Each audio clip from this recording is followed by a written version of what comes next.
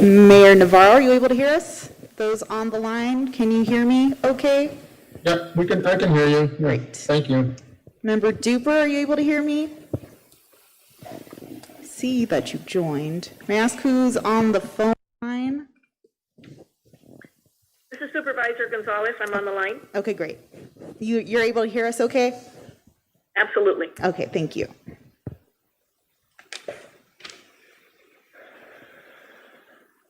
Okay, let's go ahead and begin today's Inland Valley Development Agency regular meeting, scheduled for today, Wednesday, October 14th.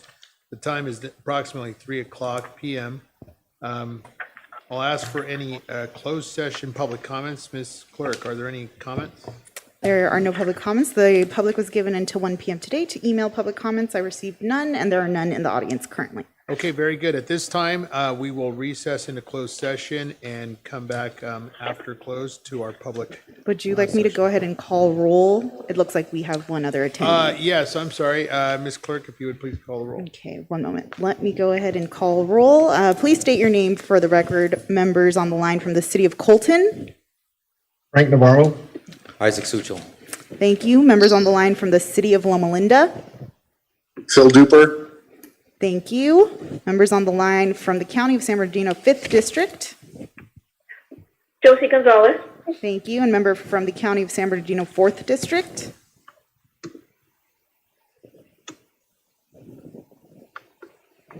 Member Hagman, are you on the line? Yes. Okay, thank you very much. And members from the city of San Bernardino. John Valdivia. Theodore Sanchez. Thank you very much. Okay, at this time, we'll go into closed session, and members, I think we'll break you out, so just Yes, stand by. please remain on the line so I can put you in the breakout session momentarily.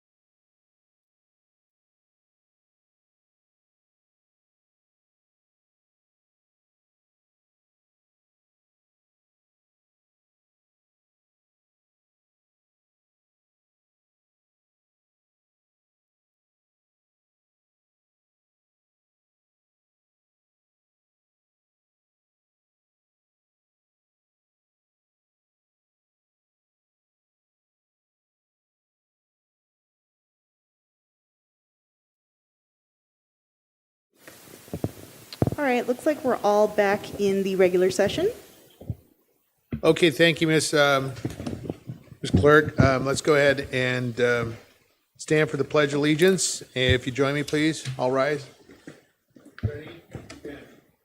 Allegiance to the flag of the United States of America and to the republic for which it stands, one nation, under God, indivisible, with liberty and justice for all.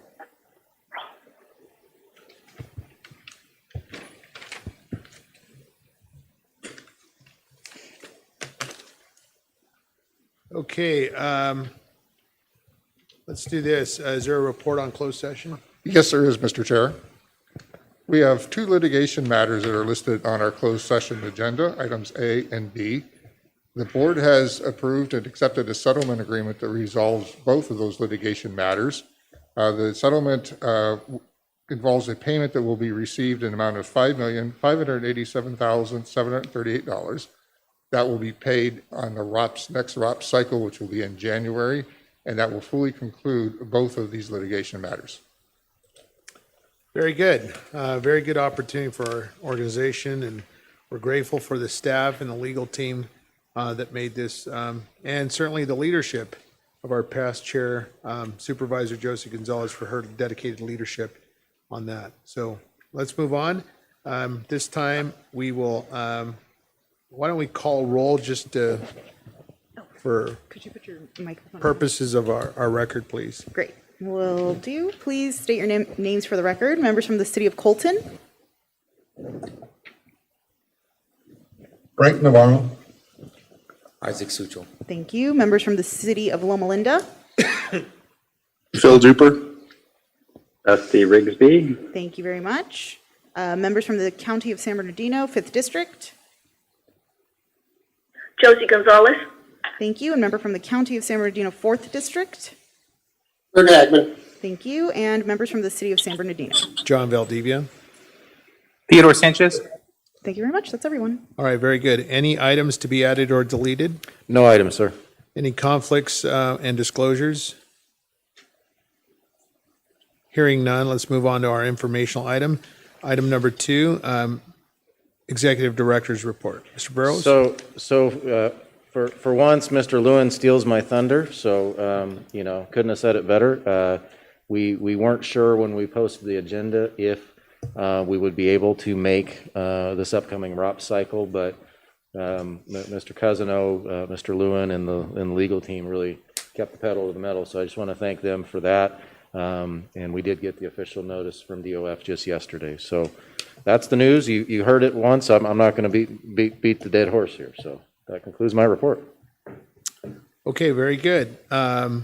Moving on to, would that cover also ROPS then? Yes, sir. Okay, very good. Moving on to board consent items, items number H. I entertain a motion. The chair. Yes, Move sir. the item. Second. Very good. And are there any discussion? If not, clerk, call the roll, please. I have a motion by Member Navarro and a second by, was it Member Suchel? Thank you. All right. Please state your votes for the record. Member Navarro? Yes. Member Suchel? Yes. Member Duper? yes. Member Rigsby? Yes.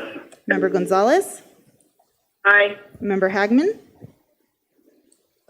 Aye. Member Valdivia? Yes. And Member Sanchez? Yes. Thank you.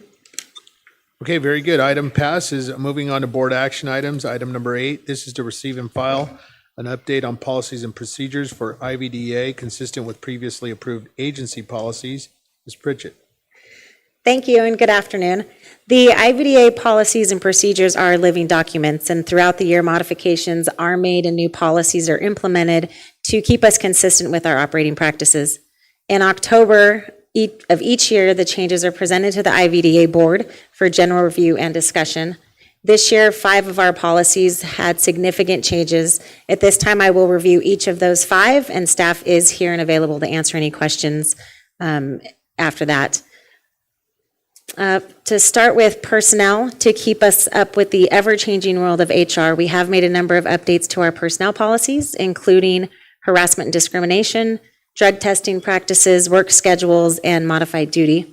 Although COVID-19 has impacted our standard HR practices, the directives we received from the regulatory agencies have been temporary in nature, and they are not reflected in our ongoing policies. IT policies, which are managed by our clerk of the board team, saw modernization to language governing social media and agency-assigned computer assets that are used by consultants. Our finance department, under the watchful eye of our new director, Mark Cousino, reviewed and updated our purchasing, investment, and accounting policies and procedures. Those changes are highlighted in the PowerPoint and also redlined in your backup materials. All agency policies and procedures are available to staff on a shared and easily accessible network. In addition, new policies, as they are adopted throughout the year, are disseminated in hard copy to all staff. That concludes my report. I'm happy to answer any questions, but this is a receive and file document. Okay, are there any questions from commission members? All right, thank you very much, Ms. Pritchett. Moving on to item number 9, consider and discuss report of economic development initiatives. Mr. Burrows. All right, we'll give a moment here. We got to switch presentations around, so bear with us. All right. So traditionally in October, I try to give a snapshot of an economic development outlook. So Ms. Beltran, Ms. Casey, and I kind of put heads together to see what the landscape looks like. So bear with me a sec here. Next slide, if you could, Jennifer.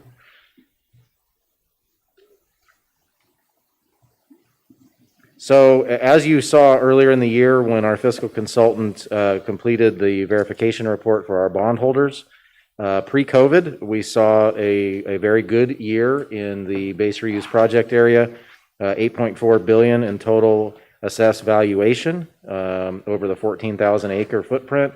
That was a 9.6 increase over the prior year. We expect updated figures here shortly. Mr. Cousino and I talked with our fiscal consultant, and we believe going into early next month, we'll have an updated forecast that takes into account potential COVID impacts. So I will report out separately on that with Mark when we have those numbers scrubbed. Next slide, if you could, Jennifer. So as you know, we continue to work on the multi-year public-private partnership with Hillwood. This past year, we did see additional growth and development. Ms. Pritchett is currently working hand in hand with Hillwood on the Northgate development. That's the one just west of our office complex here today.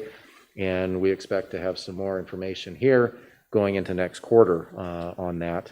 The balance of it is going forward, but what I'm starting to see more and more, which is very encouraging, is more diversity in the interest that we're getting in development within the IVDA area. Multiple companies making inquiries. Our property manager, Daryl Hale, has never been busier, and I just love seeing the dedication from him. He's a busy guy right now, so we want to keep that going and support the market. Next slide, if you could. So this is presently the design for the Northgate project. There's a smaller building fronting 3rd Street that is in review with the city of San Bernardino currently, and there may be additional updates as the city team continue to give feedback on it. I was able to do a meeting with Ms. Pritchett and Mike Huntley a few weeks back, and I think we'll see some additional modifications going forward. So stay tuned on that one, and Kat, thanks for continuing to keep that project alive. Next slide, if you could. So we've talked extensively about this. The amazing opportunity is that this is 670 acres. The big challenge is that it's 670 acres. So there's a lot going into the final drafts of both the environmental report and the document itself. Speaking with Mr. Dodson, the last air quality technical update for the EIR is underway. It does take a little time to model under the latest regulations.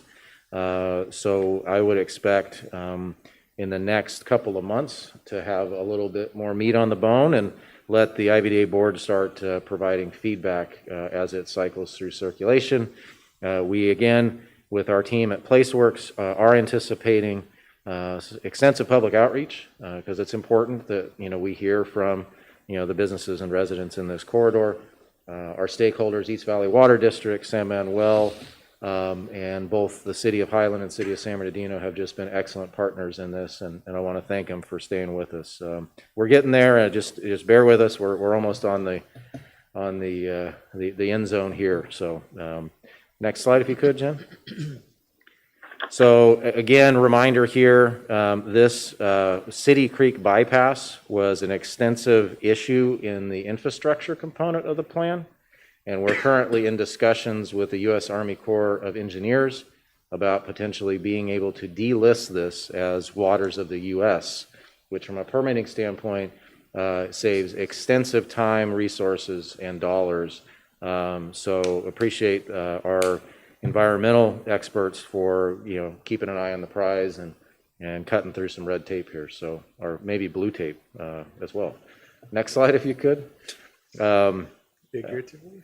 Well, it's the color on the map. I'm not being political. Don't do that to me. So Mountain View is underway. There's extensive work going on, both with SBCTA and our construction team. Mr. Harris and Mr. Barrow are very busy with this project. The biggest issue, as I've said before, is the Mission Creek crossing, because we've got multiple utilities. We also have SBCTA's rail project to coordinate with, and we have Southern California Edison with the need to do a temporary shutdown of the transmission lines, overhead transmission lines that feed Mountain View Power Plant. So there's extensive work in this. We were hopeful we could have made the cutover and put the bridge structure in this month. Unfortunately, that schedule has slid given the impacts that SCE has had with the wildfires, which is to be understood and certainly respected. So we're trying towards the end of the month of queuing that back up again. And our general contractor, Griffith Companies, has been very amenable to look for solutions. So big kudos to the project team. Next slide. 3rd and 5th Street, you heard the good news from Ms. Beltran that we were able to get some CARES Act funding. City of Highland is putting the finishing touches on the bid package to put this out for construction. And last check-in with them is they were shooting for mid-November. Then construction itself would be ready to begin early next year. So just trying to keep the pressure on, because we really do need the infrastructure out there, and particularly that new connection of 3rd Street back to 5th. That really will improve circulation in and around the airport. Next slide. So overall, there are additional projects being considered around Lyons, California. Some of those, as I said, are being driven by Hillwood, but we're seeing a nice mixture of many other development companies, many of which I've worked with over the years. So again, that olive branch to partner with our development community is always open, and myself and the team really beat that drum and are doing that a lot these days. So trying to keep the momentum going here. Next slide. And then in the UAS space, I mean, you hear a lot of updates from me on this. I mean, I am excited about this. So you heard of our partnership with Caltech.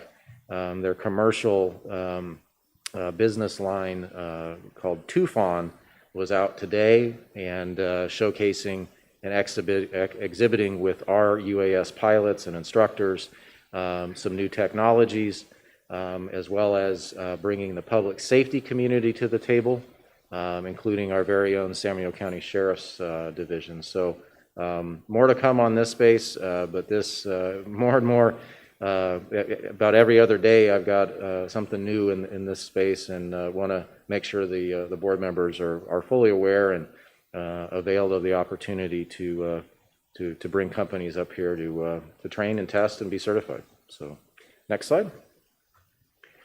This is one that we've been working on for a long time. So San Manuel, for those that don't know, received about 40 acres. 50 in total, because it also included the former Air Combat Camera building that they demolished some time ago. So we have been working with them extensively to facilitate this development.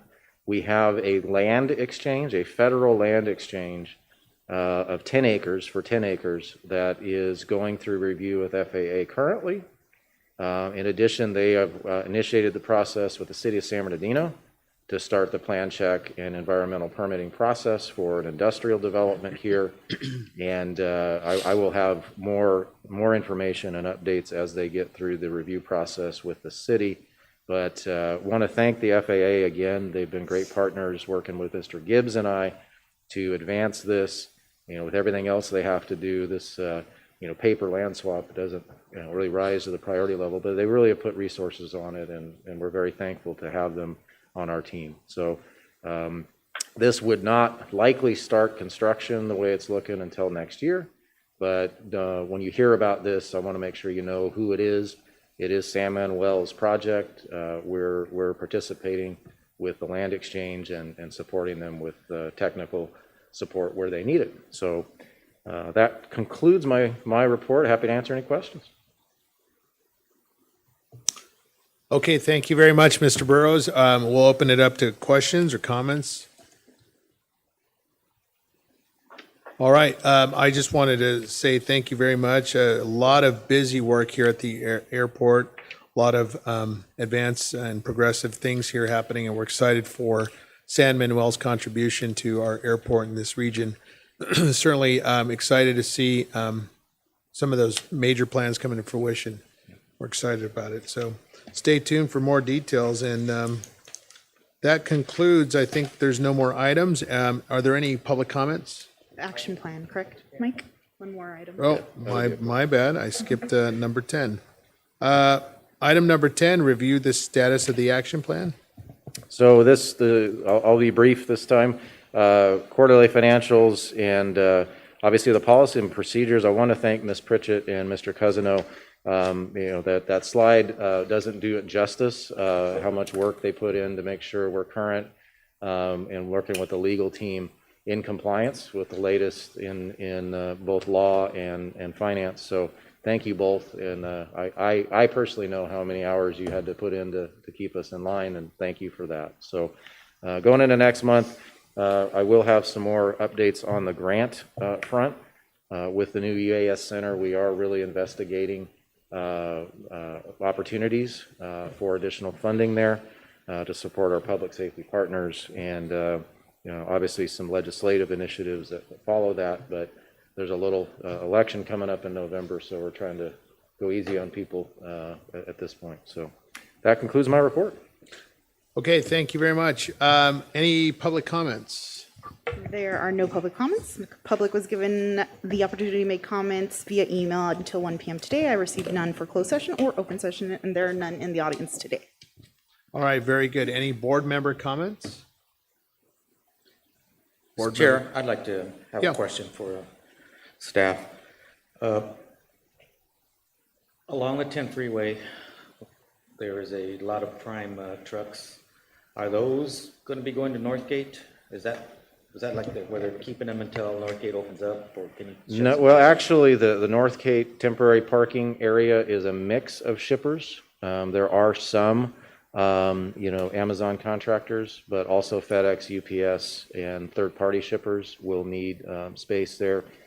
We typically try to provide this for the shipping public leading into fourth quarter, because obviously things get busy. But it really depends on availability and where they're positioning them. So I'd have to check with our property manager, but I can get you that information. Okay, it's on the 10 freeway from 9th Street all the way to Mount Vernon. It appears to be railroad property, but can you get back to my office and the mayor's office as far as? Yeah.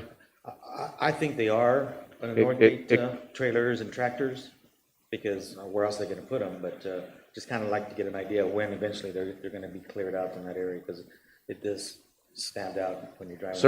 Certainly, and I'll have our property manager look into it. I'm familiar with the site, but I'd have to dig into it. Okay, thank you. So Yeah, and to the chair, please. Yeah, please proceed.